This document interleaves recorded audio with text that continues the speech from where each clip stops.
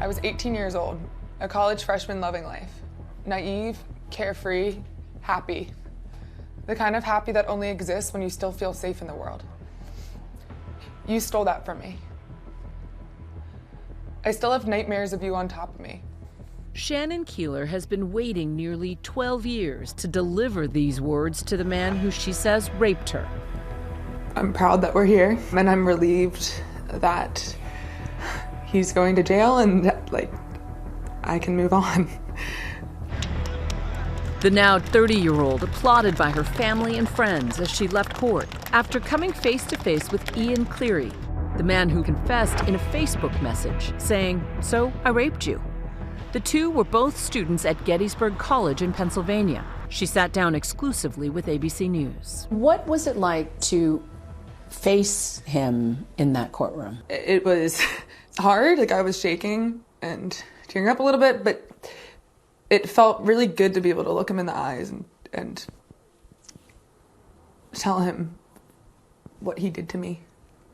While her attacker is headed to prison, at just 2 to 4 years, the sentences left many wondering, did the punishment fit the crime? It's less than what we had hoped for, and certainly less than what he deserved. Still, Shannon realizes just how rare this moment is, that this is not how it usually goes for sexual assault survivors. The vast majority remain silent, and those who do go to police often fall through the cracks of the justice system. Campus sexual assault survivors rarely report, and those that do report their sexual assault to law enforcement, it's only between 2 and 7% that ever see criminal charges. So prosecutors need to do better in general. Now Shannon wants to use her voice to make sure that system better serves people like her. I get the sense on some level that you're doing it for yourself, but also you're doing it on behalf of other women. 100%. I mean, I am doing it for me, but I also recognize that I am just the complete minority. I am in a position where I can do something. So many other women would too if they were in my shoes. December 15th, 2013, a cold, snowy night that Shannon will never forget. It's a day that changed my life. She'd gone to a party on campus, but got uncomfortable and left when a guy wouldn't leave her and her friend alone. Later that night, Ian Cleary showed up at her dorm room and forced his way inside. He then sexually assaulted her. He did force himself on me and rape me, and after he did that, he started crying and said, "I'm sorry, I didn't mean to hurt you. I didn't mean to hurt you. Did I hurt you?" And then I said, "Yes, you hurt me." And then he sprinted out of there.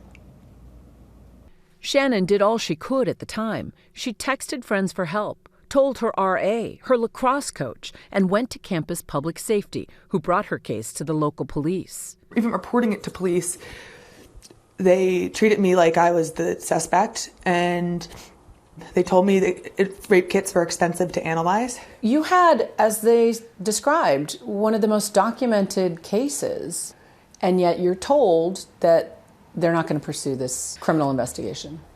Yeah, I remember saying to the assistant DA at the time, the same assistant DA that had said to me, "You're a really pretty girl and you have a lot going for you.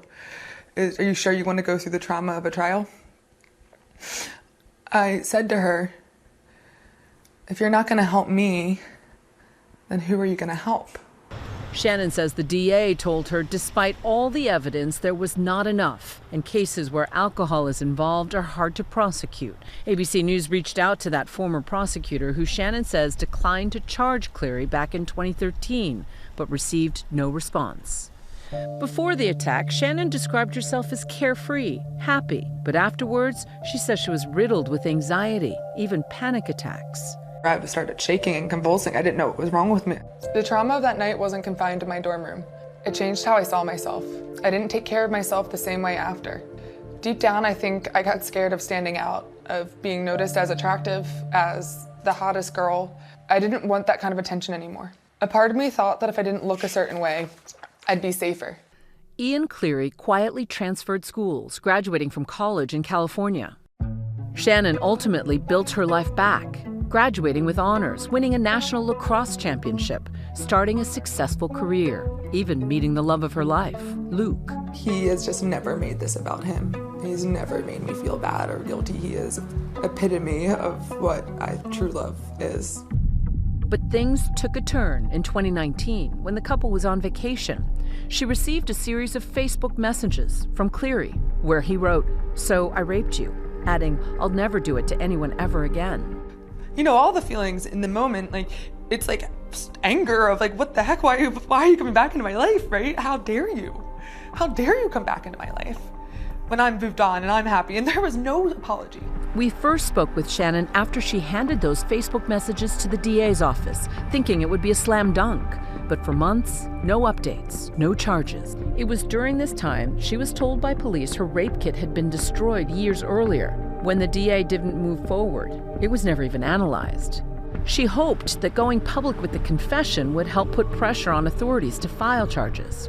It's not every day that someone gets a confession from the person they raped, the person that raped them, and immediately that night sent screenshots to the district attorney's office, and I subject lined the email and said, "Is this enough evidence?"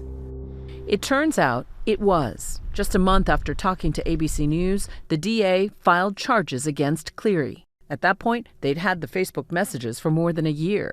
Authorities issued an arrest warrant, but Cleary was nowhere to be found. Turns out he traveled to Europe. But it wasn't until last year that he was arrested in France and extradited back to the U.S. Cleary eventually pled guilty to sexual assault in July of this year. And yesterday, nearly 12 years after the attack, sentencing, where Shannon confronted the man who attacked her, looking him in the eye, standing just 3 feet away. To Ian, you stole my safety and my peace, but not my voice. You do not define me. Calling me a victim gives you power, and I refuse to give you that. Every human deserves to be safe, including you. I forgive you, and I hope you find your peace. You forgive him? Yeah. What made you want to take that step? Ultimately, forgiveness doesn't just set him free, it sets me free too, right? And I don't want to live with anger. And I believe in redemption as well. And he still has the power to live a good life and become a good person and do the right thing, and I hope he does. When she is looking him in the eye, saying that she forgives him, it hits. She is just the most powerful person I know. The judge sentenced Cleary to 2 to 4 years in state prison. With time served, he could be out of prison in 6 months. Both sides recommended 4 to 8 years. Yeah. And it was 2 to 4. What was your reaction to that? Oh, well, I mean, to be honest, I don't think like any amount of sentencing can really account for the impact. It definitely was shorter than we expected and less than I think he deserved, but you know what? He's going to jail and he's going to be labeled a sexual predator for the rest of his life, and that's accountability and that's justice, and for that I'm happy and I'm grateful and I'm relieved and I'm lucky. You're lucky because, as you said in your Victim's Impact, so many people don't get justice. He wasn't charged until after I went on Good Morning America last time, right? A year after I got a confession. This happened to her, and I didn't want her to feel like she needed to hide about it and not talk about it. I just followed how Shannon was, and she was very determined, and we were really proud of her. Yeah, we were surprised this story had traction beyond her own personal situation, but again, she wasn't afraid, so we weren't afraid. Now that sentencing is over, Shannon is turning her full focus to the overall system, a system that initially failed her. What does the next step of healing look like for you? The next step will be joining Andrea to make sure that these organizations like PCAR that are here to champion the rights of victims through the legal system, make sure that they stay funded and have the money to continue on this mission to support more people like me. Shannon's experience has already inspired change. At her alma mater, Gettysburg College even adding more support for students, including new training. The school praising her in a statement to ABC News, saying, "We admire Shannon's bravery and persistence in seeking justice while sharing her story. In so doing, she shines a light on the challenges so many survivors face." What would you say to other people, other sexual assault survivors, who, for whatever reason, are having difficulty?